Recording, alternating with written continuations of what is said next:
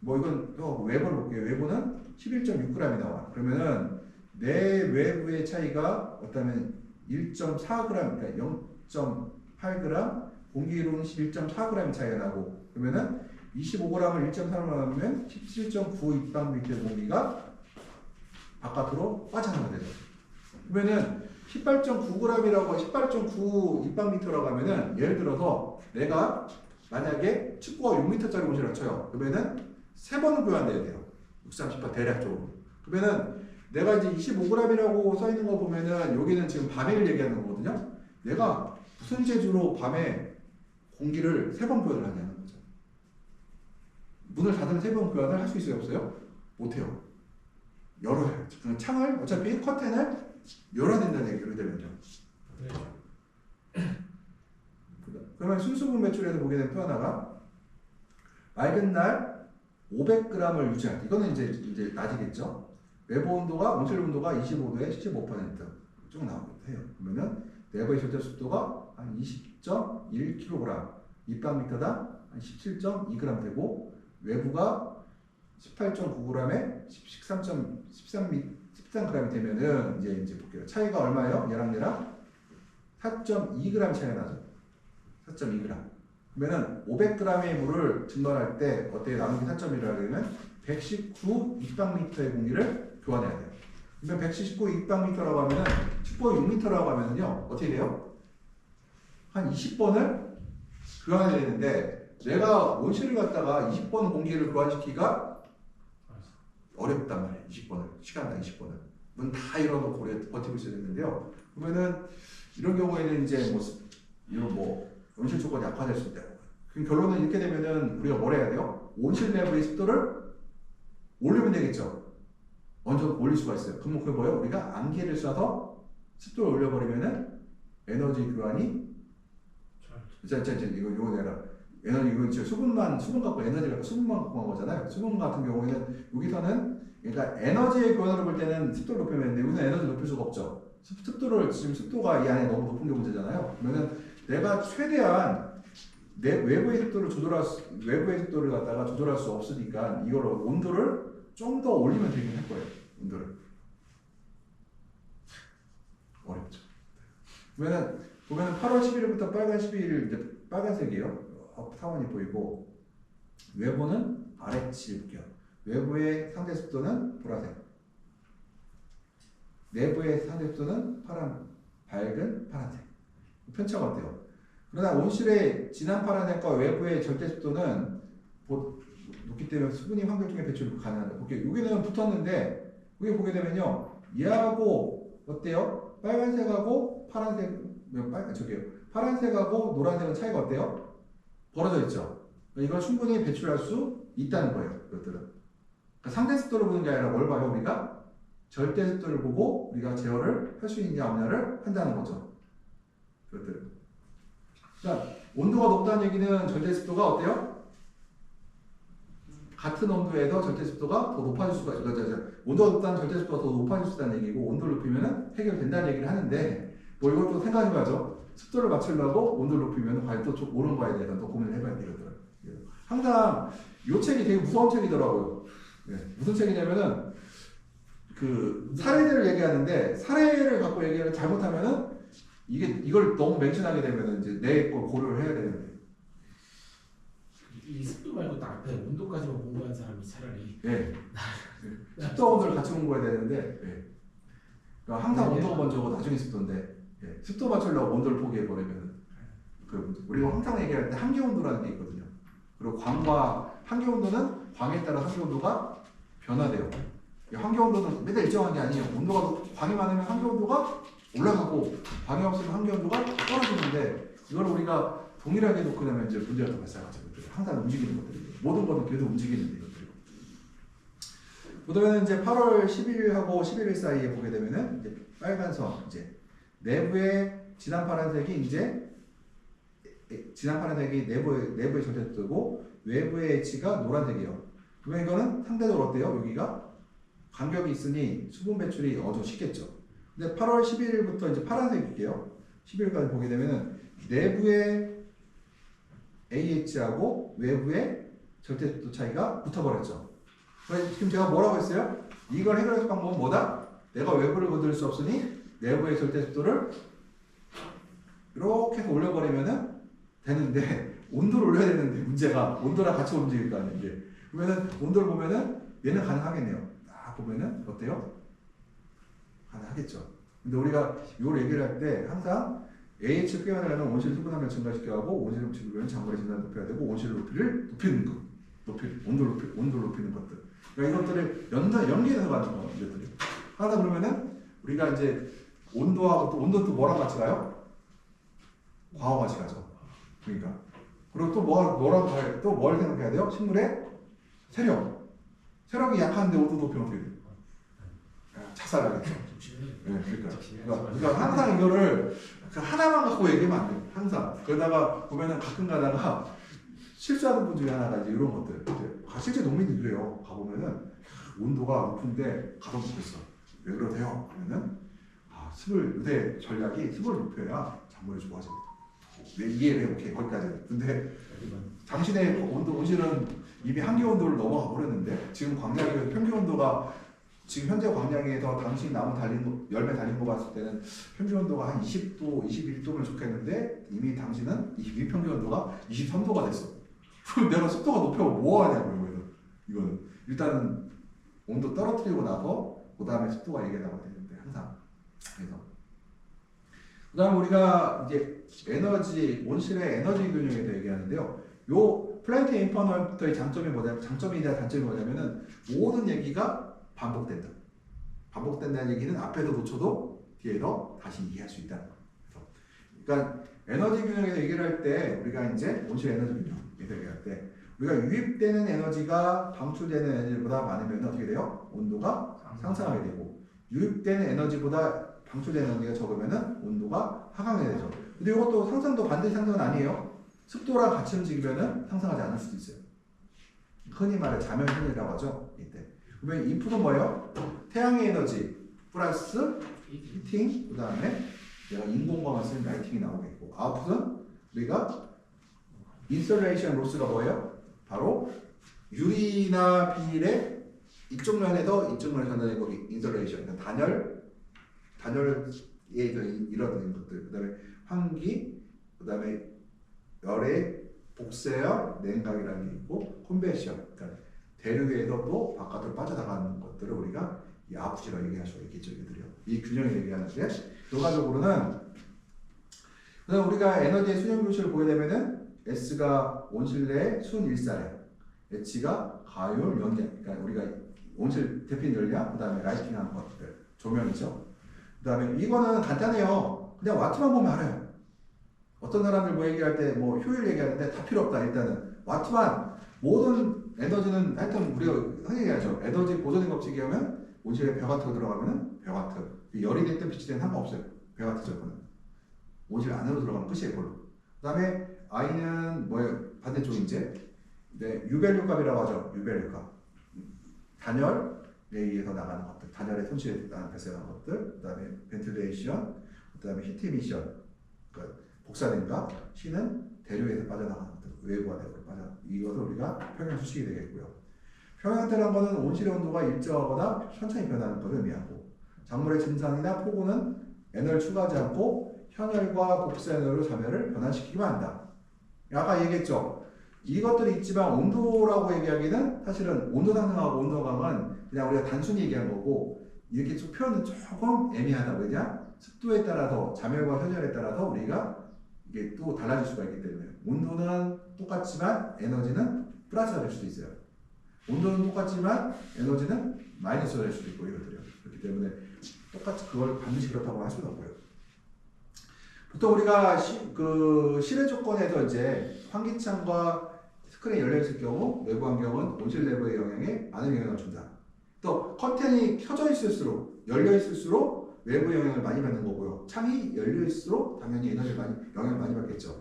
난방 이제 에너지 요율을 볼게요. 우리가 난방은 50에서 150W 정도를 얘기해요. 주로 밤에 얘기해요. 보강능도 50에서 150W. 근데 이건 주로 중복돼요. 내가 보강을 쓰게 되면 난방을 적게 하게 돼요. 서로 중복되는 경향이 있다.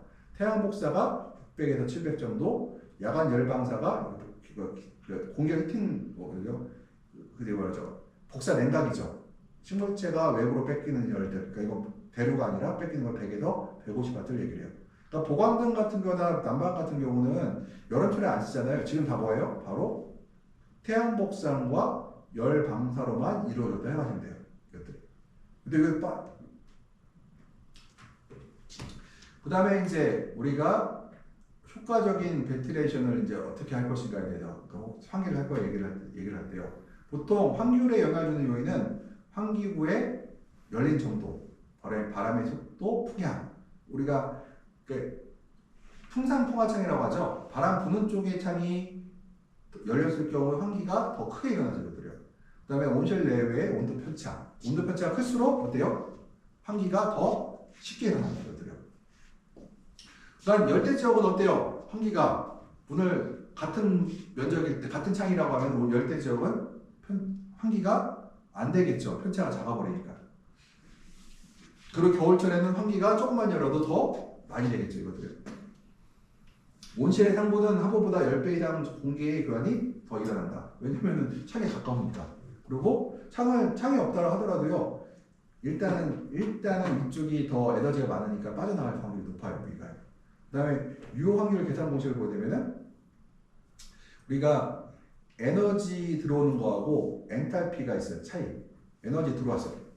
뭐냐면은 에너지가 600W가 들어오고 있어요. 근데 내와 안쪽과 외부의 에너지가 만약에 예를 들어서 한 100W가 차이 나요. 600W가 들어왔는데 100W가 차이 나요. 그럼 어떻게 돼요? 서로가 내가 500W만큼 에너지를 바깥으로 배출해야 에너지의 균형이 500W가 아니야.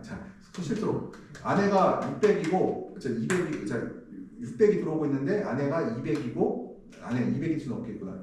내부가 한 500이고 엔탈피가 500kJ 줄이고 외부가 200kJ 줄이에요. 그럼 300kJ 줄이 나죠. 그럼 600이 들어오고 있으면은 300만큼 내가 계속 교환을 해줘야 뭐라고 하죠? 300을 빼줘야 300을 외부로 빼줘야 내부가 똑같아질 거 아니에요. 그러면은 300을 빼주려면은 외부가 에너지 낮아야 내가 조금만 빼도 더 많이 빠져나가겠지 이것들이요.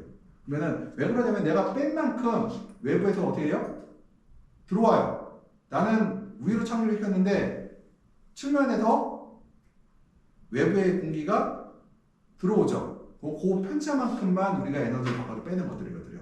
편차가 클수록 그래서 제가 했던 얘기 중에 하나가 뭐냐면은 온실이라는 거는 내 외부의 에너지의 편차가 클 때 제어가 쉽기 때문에 여름에는 제어가 어렵고 겨울에는 제어가 쉽다고 그랬어요. 그리고 습이 높을수록 제어가 쉬워요. 에너지 개념으로 때 쉬워요. 왜 그러냐면 습이 내부의 습도차가 클수록 제어가 쉽죠. 그러니까 같은 온도라고 하더라도 사우디에 있는 온실이 인도네시아에 있는 온실보다 제어가 더 쉽다는 거죠. 왜 쉬워요? 내 외부의 에너지 차가 크고 습도 차가 크기 때문에 제어가 쉽다는 것들이거든요. 그럼 우리가 내부의 엔탈피 차이라고 얘기했고요. 에너지 인풋은 바로 이제 유입 에너지가 나올 거고요. 그러면은 우리가 유효 확률의 계산 공식의 전제 조건은 다른 유입 에너지가 유의할 만큼 태양 복사 에너지의 크기가 크고 온실의 평균 온도가 평균적으로 일정하다. 그러면은 전제 조건을 만족하지 않을 경우는 온실과 작물의 비율 변화도 고려해야 된다. 그러니까 온실의 선장 크기, 열림 정도, 그다음에 온실의 위치, 더 가장 더울 때와 환기율 적용해야 하는데요. 그러니까 다른 유효 에너지가 무의미할 정도로 의미할 때. 그러니까 우리가 대류 에너지는 있긴 있잖아요. 그러니까 우리가 온실에서 보면은 보통 90% 이상, 95%가 복사 에너지고 5% 정도가 대류 에너지, 5에서 10% 대류 에너지예요. 5에서 10%는 건 공기로 전달되는 것들이죠. 그러다 보니까 통상 온실에서 얘기할 때는 대류 에너지보다는 그냥 복사 에너지만 갖고 얘기하는 경우가 많다. 그걸 확률을 계산할 때 무시해버린다는 거죠. 그러니까 너무 꼼꼼하게 계산하려고 하면은 너무 심해져요. 내가 복사 에너지 계산 쉬워요. 뭐만 알면 돼요? 광량만 알면 쉬워요. 대류 에너지 어떻게 하냐고, 대류 에너지를. 대류 에너지를 뭐가 알아야 돼요? 온도 편차를 알아야 돼요. 그거를. 온도 편차 알면 돼요. 또 뭐 알아야 돼요? 습도도 알아야 돼요. 그 계산할 게 너무 많으니 우리가 그냥 뭉태버리고 복사 에너지만 갖고 주로 얘기를 하고 우리가 뭐래요? 대신에 실제로 온실 에너지가 변하는 거 보고 야, 좀 더 열 건가 말 건가를 추가적으로 계산하죠. 이것들을. 그때 흔히 말하는 퍼지라고 하죠. 퍼지. 뭐예요? 내가 원하는 위치까지 안 가면은 우리가 조금 더 여유를 줘서 변화시킨다는 것들이에요.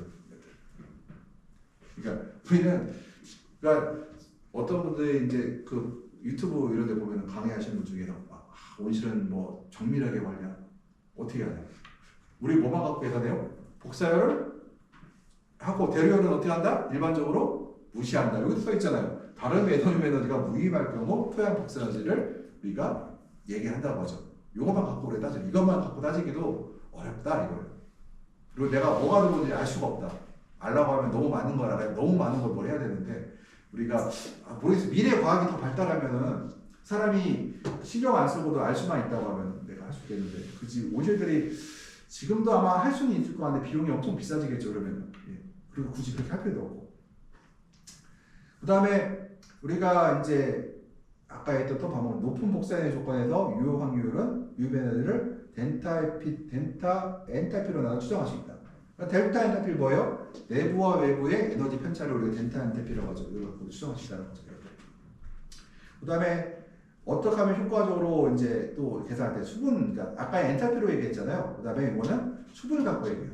얘가 벤틸레이션 레이트를 갖다가 온실을 갖다가 습을 너무 높여버리면은 작물에 병이 발생하고 호흡이 멈출 수도 있어요. 증산이 멈출 수도 있어요. 그러니까 장마철에 대표적인 사례가 증산이 장마철에 멈춰버리거든요. 왜 그러냐면은 내부의 습도가 너무 높다 보니 증산이 멈춰요. 증산이 멈추니까 양분 흡수가 안 돼서 장마철에 컸던 생육들이 발생하게 되면 그 장마철에 지나게 되면은 식물의 생육들이 약해져가지고 약해지나게 잘 병이 쉽게 들어요. 그놈들은 왜냐?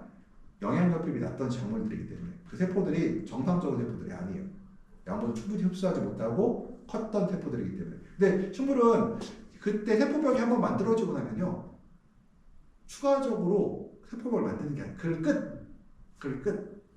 사람은 크는 과정에서 이제 얘를 결핍이 났어도 추가적으로 내가 복구할 수 있는 기회들이 있는데 식물들은 한번 세포벽이 만들어지고 나면은 회복이 다시 안 된다. 그 세포벽은 끝까지 간다. 죽을 때까지. 그래서 굉장히 취약한 세포들이 되거든요.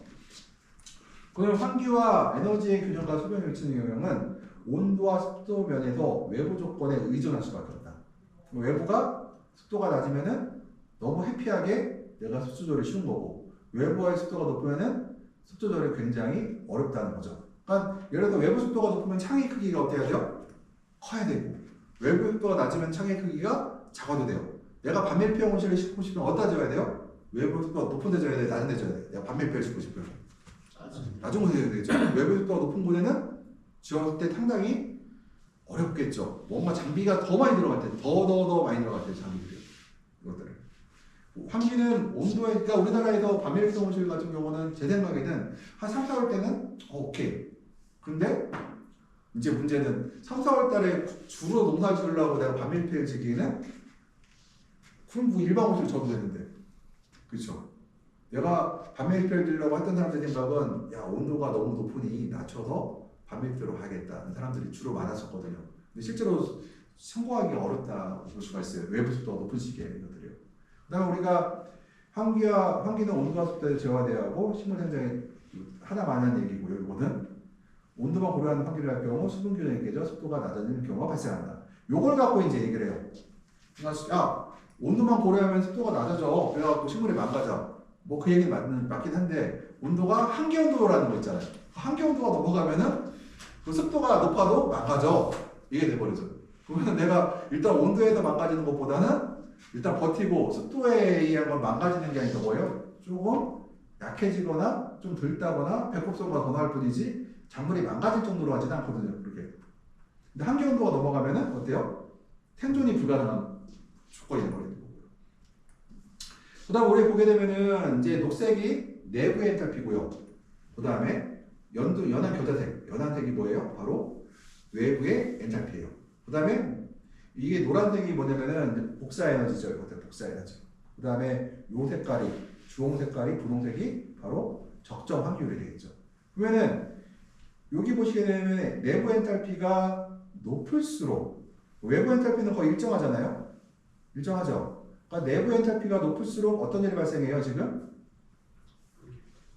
이 환기율이 어떻게 돼요? 낮아지죠. 내부 엔탈피를 올릴 수 있는 방법이 뭐가 있어요? 우리가 바로 습도를 높이면은 내부 엔탈피가 높아진 건 맞다. 그렇다 하더라도 온도가 35도가 넘어가면은 안 된다는 거죠. 이거는 안 된다는 얘기지. 이거는 33도가 넘어가도 그거는 절대로 안 된다는 거죠. 33도는 괜찮으냐? 그것도 세력이 괜찮으면 오케이인데 세력이 약할 경우는 그것도 안 된다는 얘기예요. 이것들이 평균 온도를 내려야 되는 게 먼저니까 이것들이. 그러니까 우리가 이 얘기를 할 때 내부 엔탈피를 얘기할 때 바로 습도 얘기가 나오거든요. 이것들이 얘기를 할 때.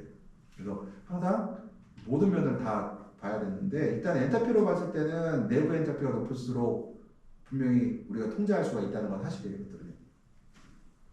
그다음에 히트 이미션에 그러니까 복사열 냉각에 대해서 얘기를 할 때 이거 그러니까 복사열 분출이 어떠한 문제를 일으키느냐. 복사열의 에너지 소실은 첫 번째가 온실 지붕의 온도가 외기보다 낮을 수 있다. 이거는 지붕은 뭐예요? 지붕은 딱딱한 면이죠. 복사 냉각은 딱딱한 면에서 딱딱한 면을 이동하는 거잖아요. 그러니까 이 지붕이 저 하늘을 보고 있으니까 어때요? 하늘을 보고 열을 소실이 있다 보니까 지붕의 온도가 공기 온도보다 더 낮을 수가 있고요. 그럼 낮을 수 있는 건 지붕의 온도가 낮다는 얘기는 뭐가 발생을 해요? 그러면은 내부 커튼에서 다시 지붕을 향해서 또 열을 쏘게 되고 그러면 또 지붕의 커튼 온도 떨어지게 되고 그러면 에너지 손실이 커질 수가 있다는 얘기죠. 두 번째가 우리가 열 방출의 작물 생장점에 대한 생장점이 약해지는 손실들이 바로 두 가지 발생할 수 있다. 그래도 근데 가장 큰 문제가 우리나라에서는 1번보다는 2번에서 발생하는 거 커요. 이것들이 실제로 환절기 때 오는 모든 tip번들이라든가 생장점이 약해지는 분들이 바로 2번에 발생한다. 왜 1번은 왜 잘 발생하냐면은 우리나라 보통 유럽은요 커튼을 하나만 쓰는 데가 많아요. 우리는 커튼이 보통 두 장 들어요. 그러다 보니까 지붕이 차가워져도 밑에 커튼이 두 장이나 있기 때문에 별 문제가 없어요. 우리나라에서는 1번보다는 2번이다. 1번보다 2번이다. 그래서 저도 국내에서 1번 문제가 발생한 사례는 못 봤다. 2번 문제는 대부분의 문제에서 2번 문제 다 발생하고 있다는 거예요. 보면은 밑에 보면은요 이게 보라색이 있고요. 우리가 노란색이 이제 있는데 노란색은 뭘까요? 온실로 들어오는 에너지의 양이에요. 초당 들어오는 와트 수가 나온 거거든요. 그러면은 밑에 볼게요. 이 보라색은 볼게요. 보라색은 지금 차이가 어때요? 보라색 볼게요. 겨우 12월 달하고 6월 달하고 볼게요. 지금 배와트잖아요. 밑에가요. 200와트잖아요. 어때요? 차이가 오히려 2월 달에 6월 달에 약간 더 많죠.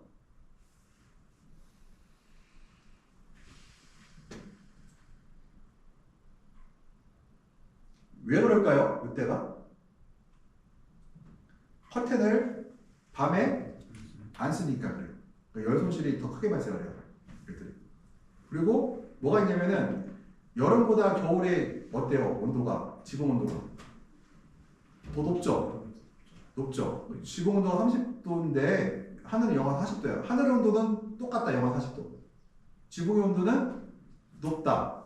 그건 아까 뭐라고 했어요? 온도 편차가 커질수록 복사 냉각이 더 커진다고 했죠. 근데 우리가 복사 냉각 얘기할 때 이때는 환절기 때는 문제가 되는데 여름철에는 복사 냉각 효과가 장점이라고 하거든요. 왜 장점일까요? 여름에는 복사 냉각 효과가 너무 더우니까 복사 냉각에서 열을 뺏기면은 어떤 장점이 있어요? 내가 증산을 덜 해도 돼. 열을 뺏기니까 그만큼. 근데 일반적으로 여름에는 우리 무시해요. 복사 냉각 효과는 그렇게 있다 하더라도 워낙 에너지가 크기 때문에 별치 없는데 겨울에 볼게요. 지금 에너지 자체가 적은데 복사 에너지가 얘는 보면 이만큼인데 에너지가 높잖아요. 1000이고 얘는 100. 얘가 9배 차이 나는데 빼면 800이 나오죠. 여기는 어때요? 200, 300 들어오는데 뺏기는 게 100이야. 그러면 얘가 차이가 어때요? 200이죠. 그러니까 겨울철에 약광기로 갈수록 복사된가 효과가 더 커진다는 것들이거든요. 여름에는 거의 무시하거나 아니면은 오히려 이득인 경우가 많다. 지금은 아닌데 한 7월, 6, 7월, 8월, 7월, 8월 야간 온도가 한 20m씩 올라가 버리면은 그때는 이익이라는 거 오히려 그거들 복사된가. 항상 증산이라는 거는 너무 많이 하면 안 되거든요. 일정량을 해야 되는데 적정량을 해야 되는데 적정량이라는 거는 뭐 상황에 따라 다르지만 뭐 우리가 얘기할 때 잎의 온도를 보고 알죠. 한 2도 정도 차이 나는데 한 4도 차이다. 그는 너무 물을 많이 뺏기고 있다는 얘기들이에요. 그러니까 물을 많이 어떻게 뺏기냐는 뿌리도 봐야 돼요. 뿌리가 물을 잘 빨아먹으면은 좀 많이 뺏겨도 덜 문제가 되는 거고 뿌리가 좀 뿌리가 안 좋은 거는 조금만 물을 많이 뺏겨도 문제가 심각하게 나는 거고 이것들은. 그러니까 우리가 뭘 봐요? 요거들 보죠. 요거들 보고 타파타하는 거고. 온실의 습도 규정을 보게 되면은 유입된 습도가 뭐가 있어요? 제일 큰 게 사람 식물체가 증산하는 것이 가장 크고요. 그러니까 미스포그가 증산을 도와주는 거지 공기질 습도를 추가로 넣어주는 거지 메인은 뭐예요? 식물의 증산이 가장 크다고 보시면 돼요. 그 다음 증발도 배지와 흙에서 오는 것도 있지만 그 양보다는 식물체가 거의 7, 80%, 그 다음에 1, 20%가 바닥, 1, 20%가 포그라고 보시면 돼요. 그래서 배출된 습도는 바로 결로와 환기가 되어 있죠. 습도 제거하는 법은 결로와 환기가 그리고 주로 제거하는 거고. 그리고 잠깐만 좀 한번 쭉 갔더니 11시까지 잠깐 쉬었다가 네.